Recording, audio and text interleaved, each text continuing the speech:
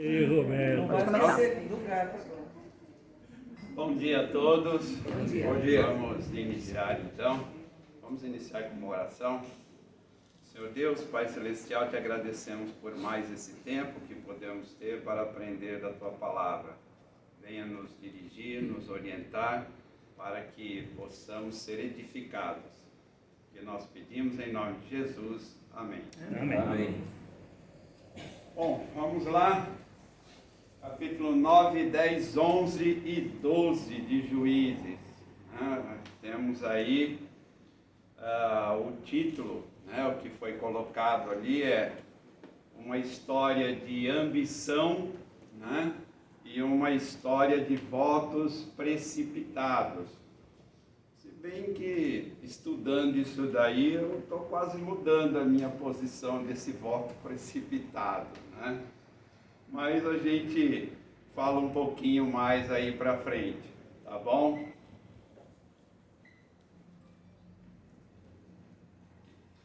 Bom, no capítulo 9, o que nós temos é a história do Abimeleque, que nós vamos ver aí um pouquinho sobre ele.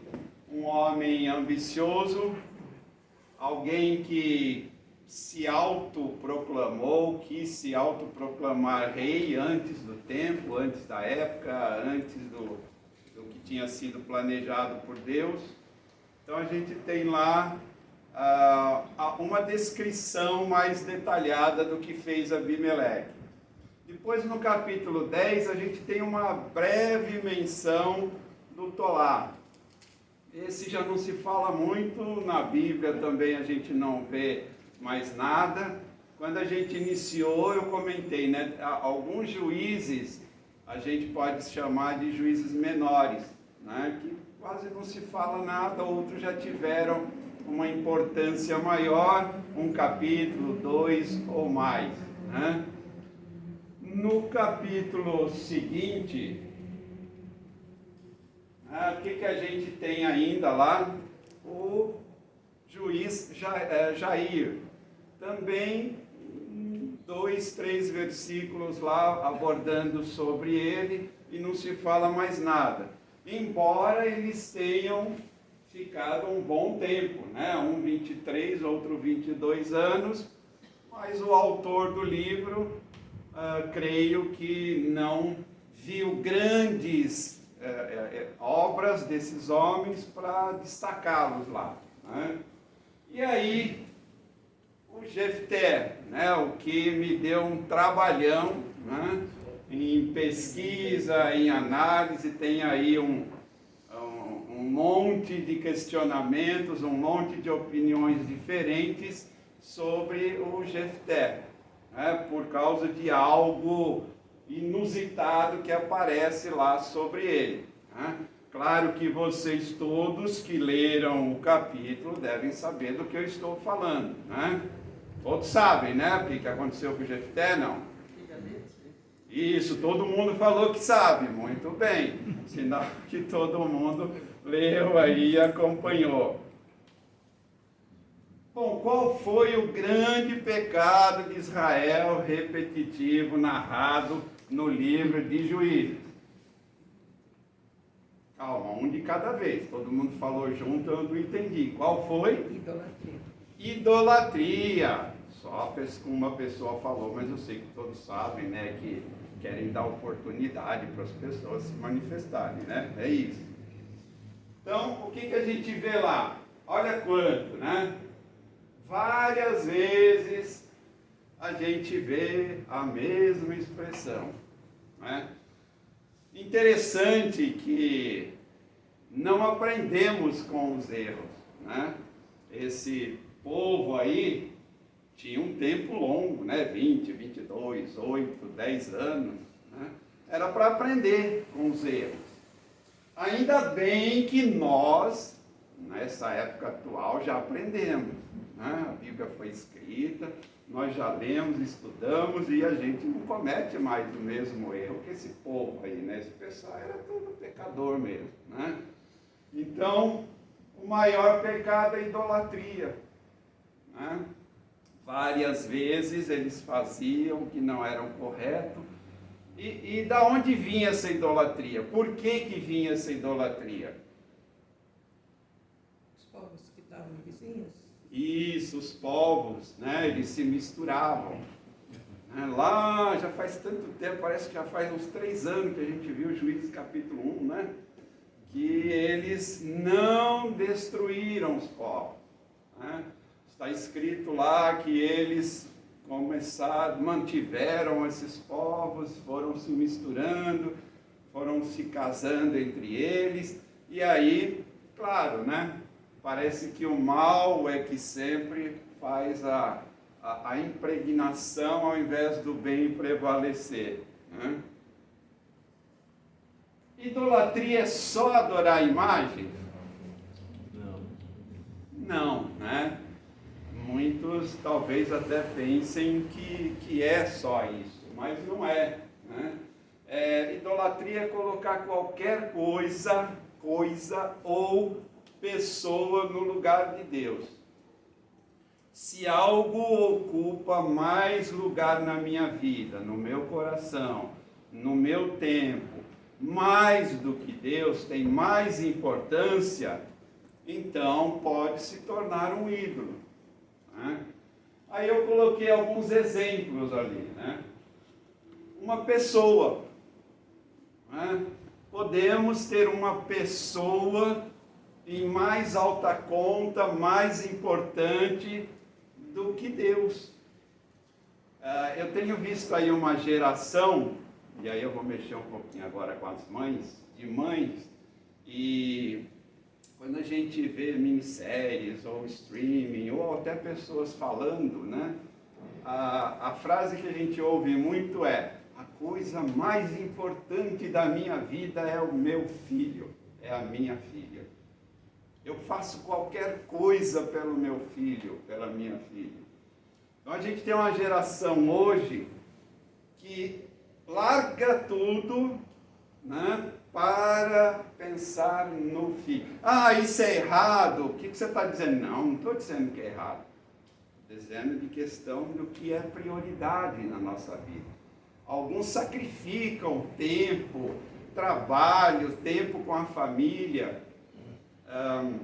Alguns anos atrás eu ouvi um pastor numa mensagem falar que ele foi fazer um aconselhamento e aí a esposa ficou morando em Curitiba e ele teve que vir trabalhar em São Paulo. E aí ele procurou o pastor e falou: pastor, eu preciso da sua ajuda. O que houve? A minha esposa não quer vir para cá. Eu estou num meio bem promíscuo, eu estou numa direção de uma empresa, o pessoal quer sair para o happy hour, eles vão em lugares que não são apropriados e eu tenho sido tentado constantemente. Minha esposa não quer saber, diz que vai ficar lá. Aí um dia marcou para a esposa vir lá no aconselhamento com o pastor explicou a situação. E a esposa deu a seguinte resposta para o pastor: pastor, eu não quero nem saber o que ele faz. Ele mandando dinheiro todo mês para educação dos meus filhos, para manter a escola dos meus filhos, ele pode fazer o que ele quiser aqui. Eu não vou vir para cá, nem meus filhos. Se isso não é idolatria, eu não sei o que é. Né? Então é um exemplo, né, que veio à minha mente quando eu estava preparando aí dessa declaração. Trabalho. Né? Tem uma gama de pessoas que se dedicam ao trabalho. Mas trabalhar é importante. Claro, eu não estou dizendo que não é. Mas o quanto ocupa na sua vida?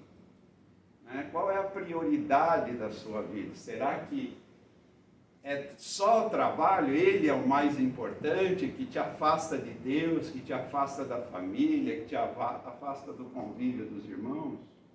Só dizer, não que eu queira uma resposta, mas nesse exemplo do pastor, que era a idolatria, também ele, né? Porque de repente ele podia, não sei se ele consultou o Senhor, se o trabalho dele tinha que ser em outro lugar, trocar, porque no final... Na minha cabeça, os dois são idólatras. É uma boa. Também, será que ele, né, que estava numa posição de diretoria, provavelmente um excelente salário, né? Mas essa questão, nessa intervenção é bom, porque a gente vai para um outro ponto, mas não vamos se alongar aí, né? Alguém tem que ceder, né? Alguém tem que entrar num acordo e tem que existir um meio termo sempre para tudo, né? Políticos, religiosos, né? Hoje a gente tem uma classe de pessoas, por exemplo, que deposita muita confiança em religiosos. É comum a gente ver entrevistas, declarações, o fulano tal, o bispo tal, a profetisa, o apóstolo tal, ele falou, ele disse, ele determinou. Então, será que você não está tratando essa pessoa, né, como um ídolo, né, ocupando mais espaço na sua vida? Né? Políticos, né? Confiar no mundo, em pessoas do mundo. Poderíamos colocar ali outras classes, né, de pessoas. Mamon, né, que é o dinheiro. Né? Nos escritos rabínicos, o mamon significa tanto dinheiro quanto posses. Porque para ter posses, eu preciso de dinheiro. Então, quando isso ocupa um lugar na minha vida, então é um ídolo. E se você consultar aí as passagens Mateus, Marcos, Lucas, João, você vai ver o quanto que é abordado essa questão do dinheiro, né? O quanto é danoso, tanto é prejudicial quando a gente prioriza coisas, consumismo, né? Tem uns textos da Bíblia assim que a gente nunca obedece, né? Eu estou me incluindo aí, não estou falando vocês, né? Como eu disse, eu não conheço vocês ainda, né? Mas tem um texto que nunca é obedecido, que é aquele que diz: se tendes o que comer e o que vestir, estejam satisfeitos. Não vou nem falar para levantar a mão quem obedece isso aqui, porque vai ter um bando de mentiroso, né? Um monte de gente que vai cometer pecado. Esse é um texto que é melhor ignorar, né? A gente nem sublinha, melhor nem sublinhar. Esse é um texto que deve ser esquecido.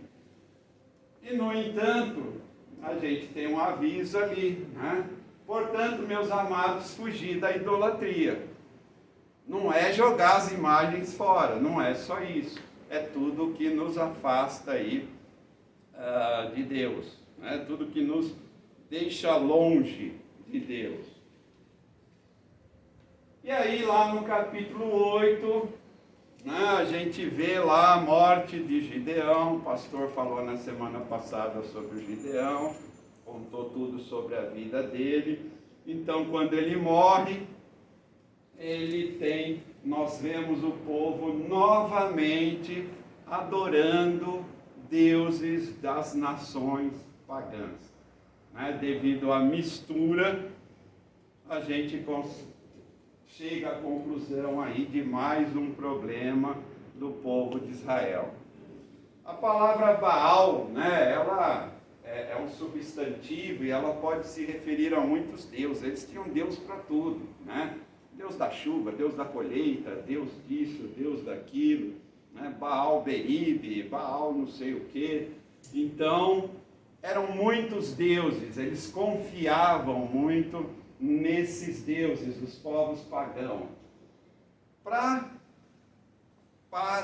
conseguir, né, para obter a atenção completa, eles sacrificavam crianças. Né? O Deus lá deles tinha mais ou menos assim a estátua, eles aqueciam. Quando os braços desta imagem estavam bem aquecidos, eles colocavam os bebês, né, sobre esse braço aí, que era para sacrificar para este Deus. Então, notem a perversão. Enquanto estava acontecendo isso, eles se envolviam em orgias, né, homens e mulheres praticando sexo ali, à vontade. Isso era natural para eles, era uma oferenda ao Deus. E aí o que acontecia, né? Nasciam aí muitas crianças, né? E para resolver esse problema, as crianças que nasciam também eram queimadas vivas. Esse contexto aí é para depois você entender a questão do Jefté, tá bom? Porque ele estava inserido nesta cultura. Era aí que ele vivia, era nesse ambiente que ele vivia. Ok? Só para ver como o ambiente aí é tão danoso. Bom, aqui, né, no capítulo 9 do livro de Juízes, a gente vê aí então a ascensão e a queda do Abimeleque. A gente tem uma descrição nesse capítulo do que aconteceu, do que se passou, né? Não, a gente não tem tempo de entrar em muitos detalhes, porque eu quero mais é fazer uma aplicação para os nossos dias de hoje, mas é algo bem simples, né, da gente entender, a gente ler. Então a gente consegue aí, através da leitura desse capítulo, saber como que era a vida, né, de Abimeleque. Bom, ele foi declarado como rei, né, de acordo com a vontade dele, com o desejo dele, só sobre um pedacinho, né, um rei de um pedacinho de um lugar. Ele conseguiu isso fazendo tramóias e praticamente ali a região prioritária, a região onde ele estava, era o que a gente conhece como Siquém, que é narrado na Bíblia diversas vezes, né? Foi uma das primeiras paradas de Abraão, né? Os ossos de José são citados, que foram enterrados nesse local, e aonde Israel renovou o seu concerto, o seu pacto, a sua aliança com Deus. Então era um lugar importante, né? Era um lugar que Abimeleque considerava aí um lugar que seria bom para ele se intitular rei ali naquele pedaço, naquele espaço. E qual foi o primeiro ato de Abimeleque? Um rei bondoso, né? Um rei que serve a Deus. Não. Né? Ele assassinou seus meio-irmãos. Era uma ameaça, ele achava que era uma ameaça, eram meio-irmãos, e então ele resolveu, não, a melhor coisa que a gente faz, vamos matar esse povo todo, só que sobra um, né? E o pastor Paulo, numa das lições que ele deu aqui, ele explicou sobre isso, né? Tinha que matar todo mundo, porque se sobrasse um, voltava para vingar, e o outro vinha e vingava, e aí ficava naquela coisa lá, eternamente. Então ele faz isso, mas escapou lá o irmão mais novo, né?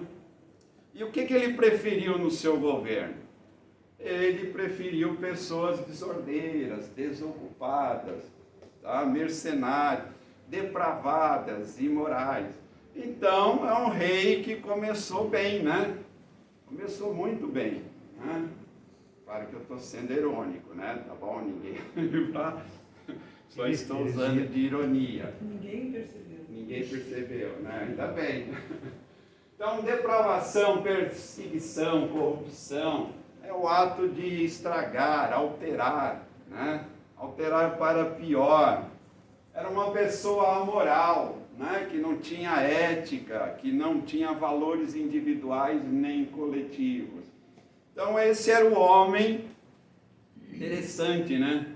Um homem que foi juiz, né, de Israel. Às vezes assim, né? É coisa minha, né? Deus tem cada filho, Ele escolhe cada pessoa, né? Mas por que escolheu esse sujeito, né?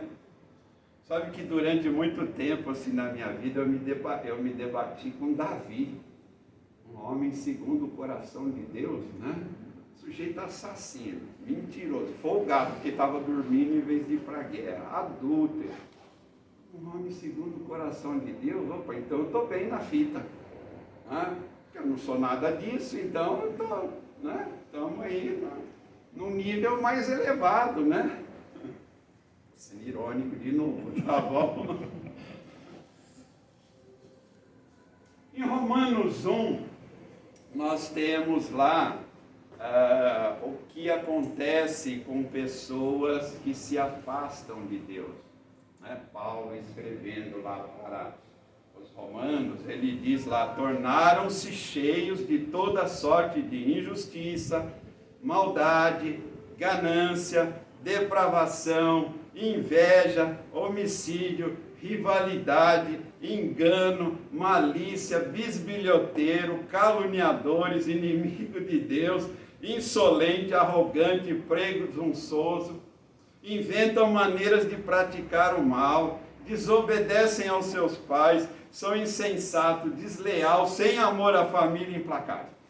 Ufa! Olha só, hein? Alguma coisa você se encaixa aí, viu? Espero que não em todas, né? Mas alguma coisa nós nos encaixamos nessa lista aí. Então, nessa passagem, né, nós temos uma terrível descrição de pessoas que se afastam de Deus. Não concordo muito aqui, né? Depois eu fiquei pensando, peraí, né?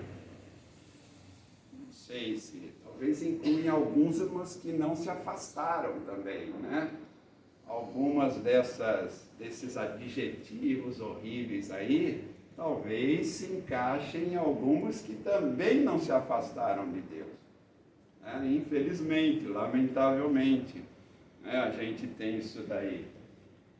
Então, em Romanos, aí, Paulo nos deu um quadro terrível do que acontece quando nós não obedecemos a Deus.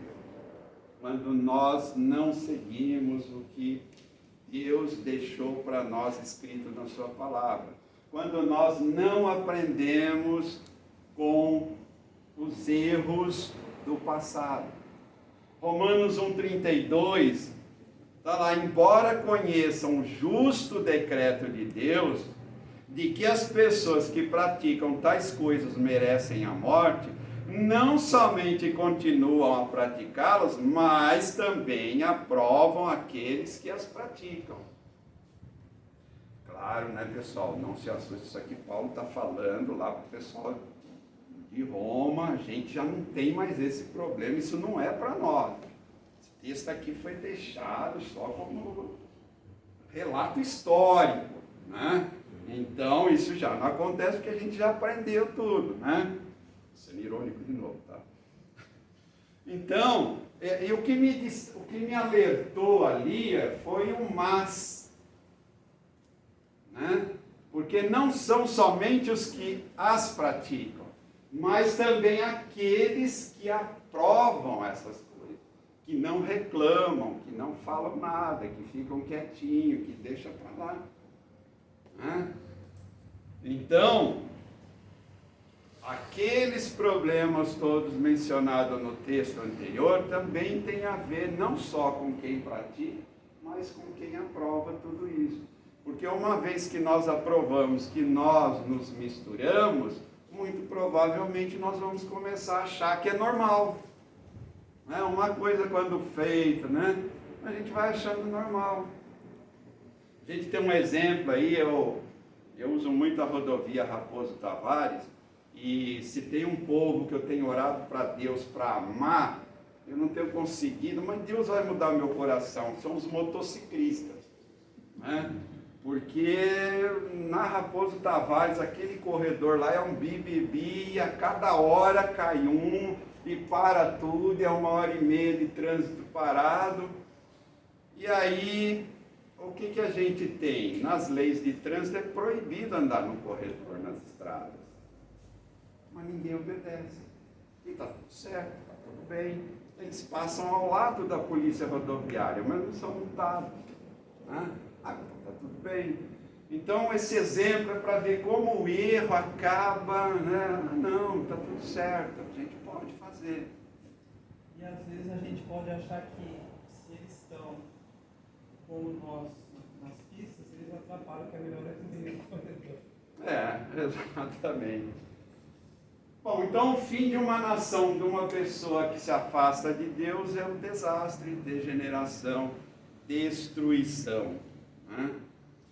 E aí eu quero tirar uma lição sobre a verdadeira liderança. Em 1 Timóteo 3, a gente tem exemplo lá.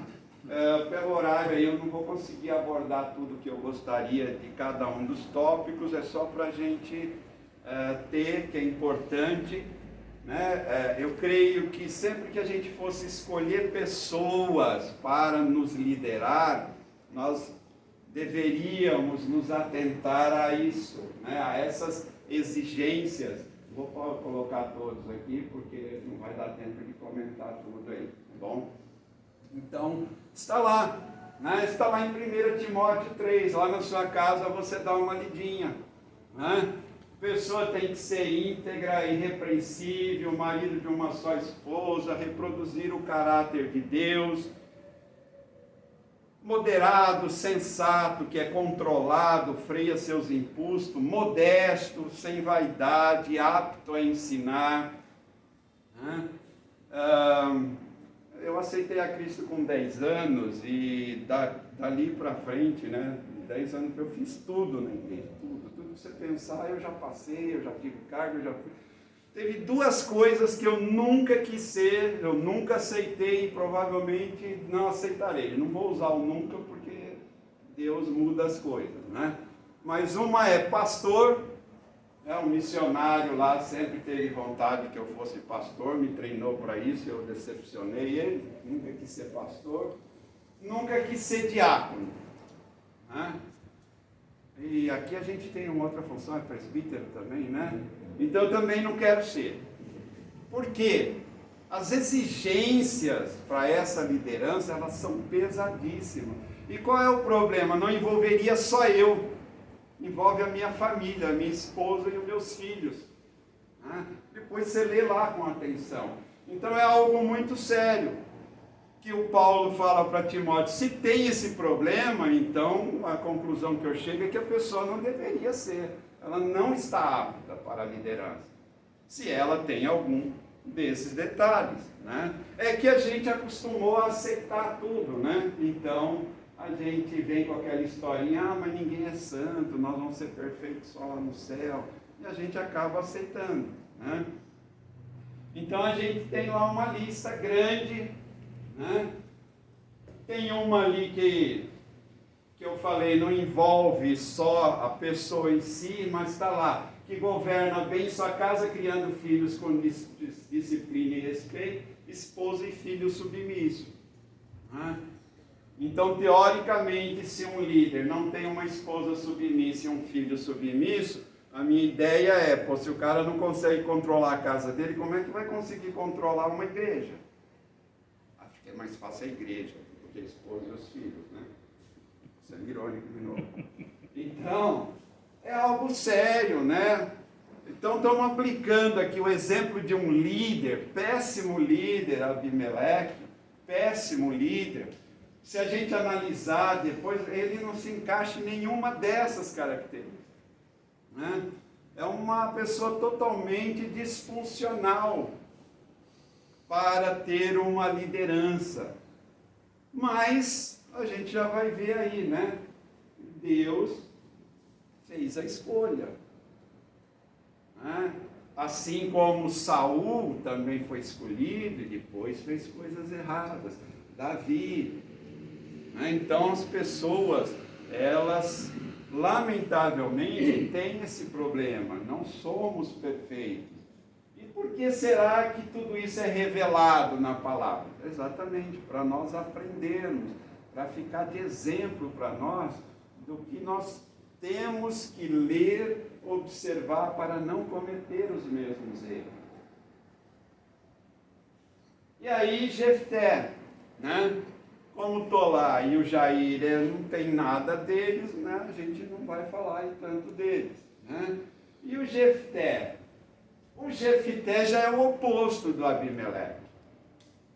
Ele tem bastante qualidades, muitas qualidades, né?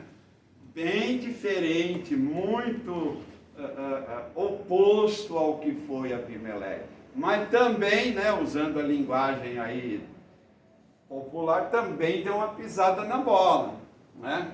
E aí eu percebi que nas minhas pesquisas todo mundo foca na pisada da bola do coitado, né? Esquece tudo o que ele fez, né? Esquece uma série de comportamentos que ele teve que não eram reprováveis, né? E aí vem aquela coisa que, né, ele fez um voto insensato.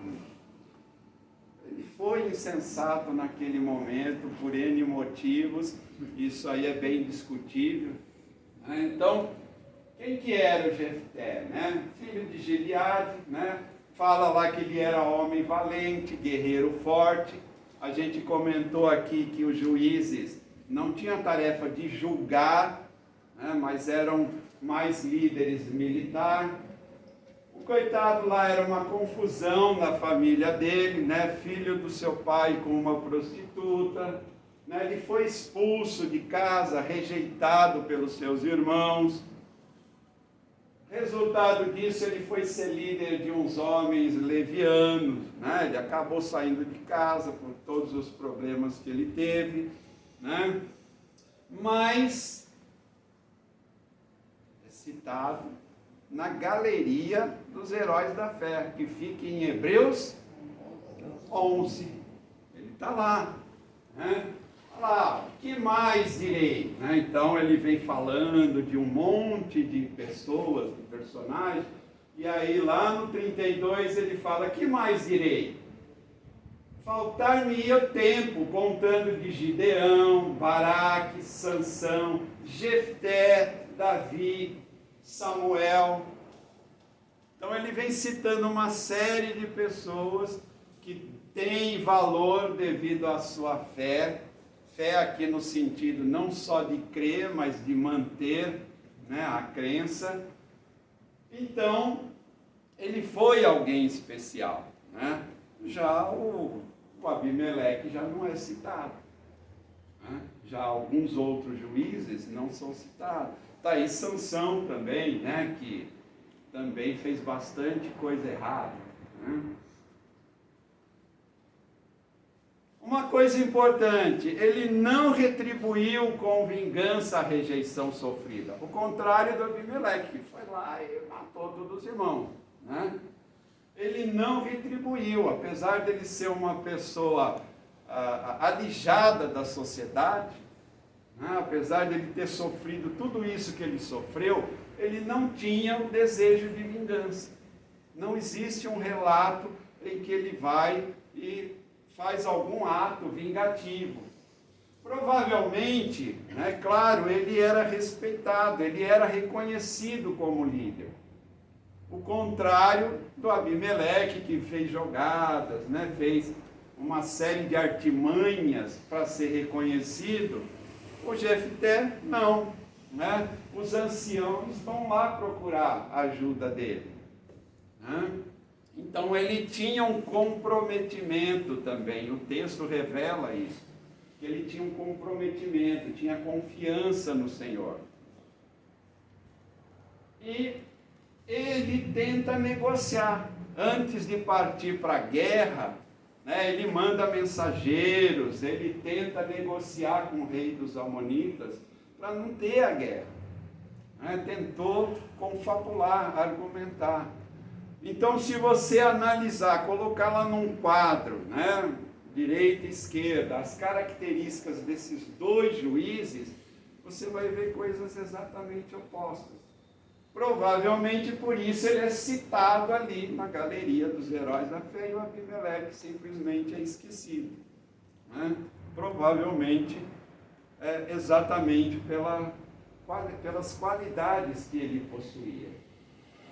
No poder de Deus, Deus deu poder para ele, né, para conduzir Israel na vitória na batalha contra os Amonitas.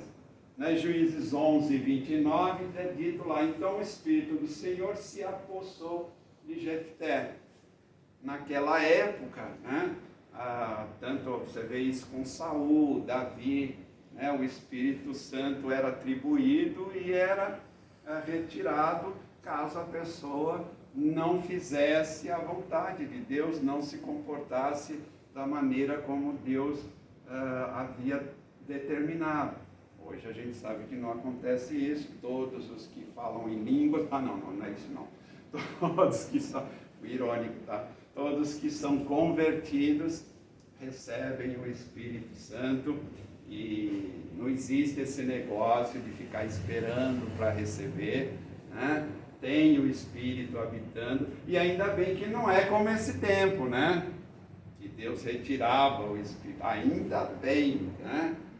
Glória a Deus que mudou, que agora nós estamos na época da graça. Falei uma vez aqui que tem um pessoal aí que tenta encaixar hoje no Velho Testamento. Não pode, porque se você se encaixar no Velho Testamento, a tua vida vai ficar muito complicada, né? Nós estamos na época da graça. E o Paulo diz, e por causa da graça eu vou fazer o que eu quero? Não, claro que não. Mas o Paulo vem lá explicando tudo isso daí, né? Provavelmente vocês já leram aí esse texto, essa passagem. Pastor, você comentou que, ainda bem, que já que ele está em Hebreus, é colocado na Bíblia, então o Senhor fez isso, apesar de ele ter cometido alguns erros, né? O julgamento do Senhor é diferente, mas é aquilo que nós fazemos às vezes fazemos muitas vezes, várias coisas certas, no trabalho, na nossa casa, e aquilo que a gente faz de errado é aquilo que as pessoas não... Ainda bem, de novo, né, que Deus não nos julga hoje baseado na lei, né? Então, é algo que para nós é algo muito bom, né? Só que às vezes a gente abusa disso. Até aqui tudo ia bem, tudo certo, um homem íntegro, tudo em ordem, tá tudo certinho. Podia ter parado aí, né, Jefté? Podia ter parado aí. Mas surge um problema. Ele resolve fazer um voto. Deus pediu voto para ele. Se você ler o texto, Deus já tinha dito que estava tudo certo. O Espírito de Deus estava sobre ele. Ok? Estava tudo certo, não precisava fazer mais nada. Era só ir lá e fazer o que tinha que fazer. Ok? Mas, né, ele resolveu fazer lá um voto. E aí vem a dúvida. Jefté sacrificou sua filha, sim ou não? E aí é aqui que eu fujo dessa confusão. Porque eu li isso, faz 3 semanas que eu estou estudando isso daí, tentando achar, né, aquele... quando a gente estava falando para o irmão, né, o sujeito abre hoje será revelado, hoje a verdade... Não vai ser hoje. Não sei, né? Há muita controvérsia, há muita discussão, há muitos teólogos que dizem que ele não sacrificou, há muitos que dizem que ele sacrificou. 5 rabinos, pessoas que passam a vida estudando a Torá, lendo, os especialistas da lei, 5 rabinos dizem que ele não sacrificou. E aí você encontra um monte de justificativa, né? O tempo não me permite tratá-las uma a uma, né? Esse é um daqueles assuntos que eu costumo classificar assim, chamar de assunto cinza, né? Claro, muitas pessoas vão tomar um lado, uma posição, nós somos assim, né? Matou por isso, por isso, por isso. Não matou por isso, e acabou, não adianta. Quem assume uma posição, assumiu e acabou, não adianta discutir, né? O sujeito é corintiano, O Corinthians pode perder 20 anos, o sujeito é corintiano, acabou, não adianta, ele não vai mudar, né? O sujeito gosta lá de um X político, pode ser o pior de todos, ele não muda a opinião, né? A mocinha que gosta do rapaz, a mãe pode falar, a tia, agora não interessa, ela gosta, ela vai casar e acabou. Né? Mas eu prefiro sempre ficar numa posição assim, olha, eu tenho uma posição. Entretanto, se você me provar o contrário, a gente pode conversar, não tem problema. Eu detesto o radicalismo, eu não gosto de radicalismo. O radicalismo nunca resolveu nada, toda pessoa radical, toda nação radical só encontrou problema. Né? A gente tem que estar aberto para discutir, para dialogar. Né? Então esse é um assunto cinza. Né? Matou ou não matou? Eu encontrei uma série de argumentos que, por enquanto, me fazem pensar que ele não matou. Por uma série de coisas. Não vou discutir aqui, se você quiser depois a gente pode conversar com mais tempo. Né? Pode aparecer lá na minha casa, na hora do cafezinho, a gente toma um café e vai discutir sobre isso daí, né, tranquilamente. Já janta e dorme, porque não vai dar tempo. É. Então, pessoas de fé, eu prefiro ir para a aplicação, ok? Prefiro ir para a aplicação. Pessoas de fé sérias com Deus, elas não perdem a humanidade, né? Elas não se tornam livres das suas fraquezas. Então, Romanos 7, 22 a 24, o Paulo está declarando isso. O Paulo está num conflito, ele tem um conflito. Miserável homem que sou. Ele reconhece que ele era convertido, ele reconhece que ele tinha o Espírito Santo de Deus, mas ele também diz aos meus membros uma outra lei. Né? Eu batalho, né? Porque eu estou debaixo da lei do pecado, eu não me livrei da lei do pecado. Mas o que eu gosto do Paulo é que ele admite e diz que está em luta. Ele não aceita simplesmente. O que me deixa às vezes triste é nós aceitarmos sem luta. Aceitar, tudo é assim, já cansei, deixa para lá, não vai mudar, não adianta falar. O Paulo não. Miserável homem que sou. Ele fala numa outra parte que eu esmurro o meu corpo. Ele está numa luta, é uma guerra.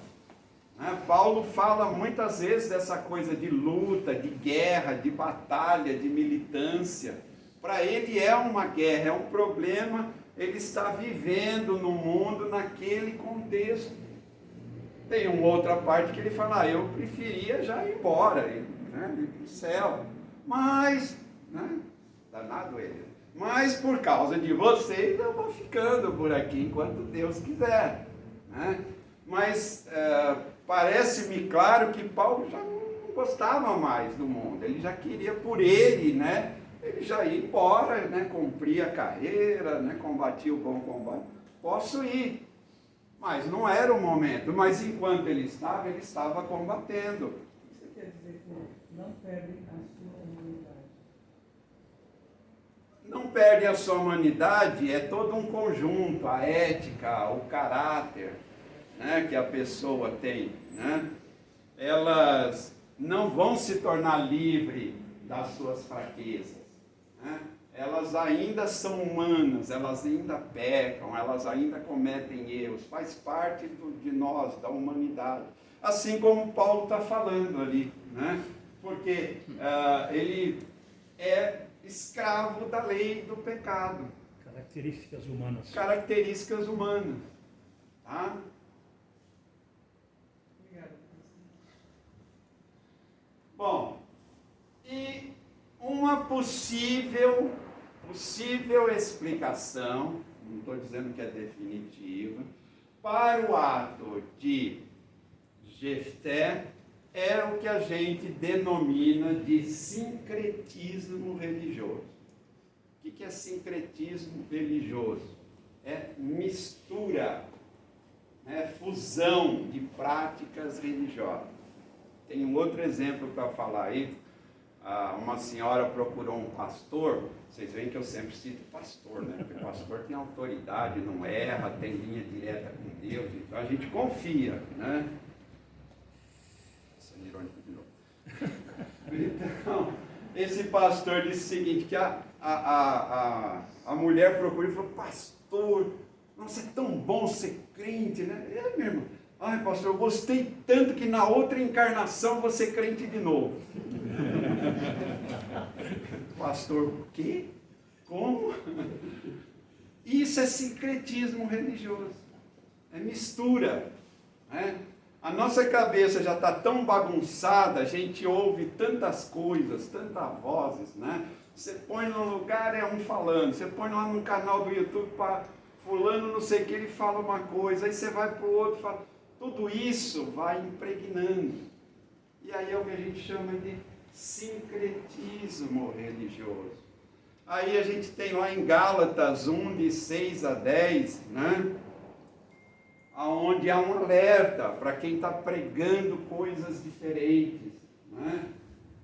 Com um alerta para alguém que está ensinando algo diferente. E esse é um problema, meus irmãos, que eu tenho visto durante essa minha caminhada aí cristã, né? Tem assolado as igrejas. De novo, eu estou tirando a Embasp de fora, porque eu já disse que eu ainda não conheço. Daqui 3 anos, se eu continuar aqui, vocês vão ver só. Então, do que eu já vi, é uma mistura. As pessoas vão enquadrando, vão adaptando padrões, começam a falar coisas, você dialoga com algumas pessoas, elas falam cada vez, peraí, da onde ele tirou isso? Né? Mistura texto bíblico, usa texto bíblico para justificar uma série de coisas. Teve uma época até que eu estava querendo trocar a minha Bíblia, né? Eu falei, deve ter uma versão nova da Bíblia, a minha deve estar ultrapassada, porque não tem essas coisas que eu ouço por aí, né? Minha Bíblia que eu tinha aí era da década de 70, já está com página amarela, caindo folha, ainda bem que agora eu ganhei outro esses dias aí. Eu vou até começar a ver lá se a versão mudou, se o ensino mudou, né? Porque, então, o Jefté estava encaixado nesse contexto, né?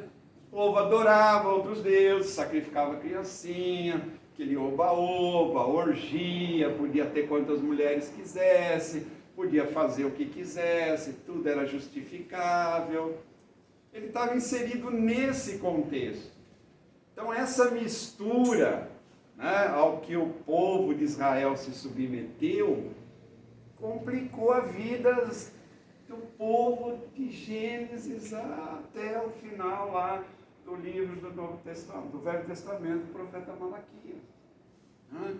Tudo isso sempre teve impacto, como o pastor Paulo destaca aqui. Você vai vendo, uma coisa influencia outra, e vem numa cascata, né? Vem numa cachoeira de erros que são admissíveis e fica por aí. Né? Só que de tempos em tempos, né, alguém era alertado, começava a clamar a Deus e o socorro vinha. Isso que é bom, isso é que dá esperança. Né? O Jefté possui muitas qualidades. Né? Ele fez o voto que se a turma que diz que ele não sacrificou a filha está correto, então está tudo certo, ele teve uma vida boa e exemplar. Né? A turma que diz que não sacrificou, diz que ele dedicou a filha e ela ficou servindo no templo e tal. Né? Então, tudo bem, não houve problema nenhum. Mas aquele pessoal que defende que não, ele sacrificou e era abominável, a lei proibia sacrifício humano, então ele fez uma coisa abominável, né, a Deus, então ele era um homem que fez coisa ruim, né? Embora ele tenha sido um bom líder, uma pessoa que conversava. Por tudo que eu vejo das características lá do Jefté, eu fiquei pensando, será que ele fez um voto realmente insensato? Será que ele era um homem sensato? Talvez ele tenha sido um homem insensato num determinado momento. Né? Então ele é citado lá em Hebreus 11, né, na galeria dos heróis da fé. Um homem valente, um homem negociador, um homem que teve uma boa conduta em diversos aspectos da sua vida, um homem que foi um líder, né, que tentou negociar ao invés de ir diretamente para a guerra. Então é algo aí para a gente estudar com mais afinco. Né? Se você se interessou por essa história aí do Jefté, dá uma olhada, né? Dá uma pesquisada, dá uma lida, vê as bibliografias, analisa os pontos. Né? Quando a gente vai analisar uma coisa que é meio controversa, a gente tem que ter a mente aberta, vamos analisar, vamos ver. Né? É isso, não é? Parece que considerando tais e tais coisas, Então a gente tem que ter essa maturidade, essa sabedoria, né, de poder avaliar. Né? Se fala lá que os crentes de Bereia, os bereanos, eles examinavam as escrituras para ver se estava correto. A gente não pode confiar de peito aberto. Né? Quando a gente tem uma aula aqui na EBD, quando a gente ouve uma mensagem, uma pregação no culto, o correto era a gente chegar em casa e repassar isso aí. Hoje fica tudo no YouTube, né? Você vai lá no YouTube aí com calma, né? Aí dá para pegar onde o sujeito errou, né? Para falar com ele, aqui, você errou aqui, né? O que você quis dizer quando você falou com ele? Uma vez um irmão, numa aula de EBD, falou, Deus está no controle de tudo, ele fez isso, fez aquilo, eu não quero entrar em detalhe, porque senão eu vou revelar quem é o irmão. Aí eu cheguei para ele e falei, mas o que você quis dizer com Deus no controle de tudo? Pelo que você falou aí, nós somos marionetes, nós somos bonequinhos, Deus fez aquilo e fez isso, e fez e foi fazendo. É isso que você quis dizer? Peraí, irmão, não foi bem isso. Tá bom, então vamos sentar e vamos conversar. Eu quero entender o que significa Deus está no controle. Porque eu até pensei, eu falei, poxa, mas tem certas pessoas que falam Deus no controle, que eu olho assim, se Deus está no controle, então uma coisa está esquisita. Né? Porque se Deus está realmente no controle, controle é controle. Né? É Ele que está definindo meus passos, meus caminhos, então é coisa certa. Né? Mas nós vemos que nesses homens da Bíblia aí, em algum momento, esse controle deixou de existir, porque eles fizeram que não era correto. Considerando se o Jefté sacrificou a filha e a lei proibia sacrificar a filha, naquele momento é Deus que pediu para ele sacrificar a filha, porque se Deus estava no controle, ele estava cheio do Espírito, percebe? E outro detalhe, ele podia rever esse voto sim, tá? Existia como, era só procurar os sacerdotes lá em Siló. Ele teve 2 meses para fazer isso, porque a filha não morreu, se é que ela morreu imediatamente. Ele poderia, Siló, reverter esse voto através de um pagamento. Está lá também, está lá na lei. Vai lá estudar direitinho que você vai ver que isso era possível. Né? Enfim, aplicação para nós. A gente pode ser Abimeleque ou a gente pode ser Jefté. A gente pode ter todas as características do Abimeleque ou nós podemos ter as características do Jefté.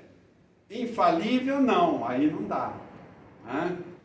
Mas como Davi é chamado segundo homem de coração, segundo o coração de Deus, por que será? Alguém pensou nisso? Qual que é a resposta? Isso, muito bem, todos acertaram, eu não consegui entender porque falou todo mundo junto. A questão do Davi é que ele se arrependeu e se propôs a se corrigir. Depois de muitos anos estudando, eu falei, poxa, tá aí. Não é que ele é perfeito, ele não é um homem segundo o coração. É porque ele reconheceu que ele cometeu um erro e decidiu consertar o erro que ele fez. Claro que tem as consequências, óbvio, as consequências a gente nunca consegue tirar, mas ele tomou uma decisão. Olha, pequei, errei, a gente vê nos Salmos o que ele fala, pequei, errei, mas reconheceu, consertou, resolveu. O problema é não consertar, é não resolver, é continuar, é se justificar, dando desculpa, procurando textos para encaixar a nossa teologia. Então, Davi, Jefté, homens citados na galeria dos heróis da fé, porque reconheceram seus erros, viram que erraram. Em ponto no meu aqui, hein? 10 horas, em ponto. Eu não vou me empolgar igual o pastor Paulo. Betina, ora para nós. Senhor Deus, te agradecemos por essa palavra que ouvimos agora. Obrigado, Senhor, por tantos exemplos que encontramos na Bíblia, que nós podemos aproveitar até hoje para as nossas vidas. Aí te pedimos que tu estejas atuando em nossos corações, para que nós possamos desenvolver a nossa fé, assim como Jefté também fez, que nós possamos permanecer firmes em Ti, confiando sempre em Ti, e sabendo que a vitória vem de Ti, vitória sobre os nossos erros e sobre os nossos problemas, e que nós possamos também continuar mantendo os nossos corações humildes, Senhor, e reconhecer quando nós erramos e saber quando precisamos chegar dentro de Ti e pedir perdão também pelos nossos erros. Te pedimos, Senhor, que nos acompanhes, continua nos guiando também no dia de hoje, abençoa o culto que vamos celebrar daqui a pouco.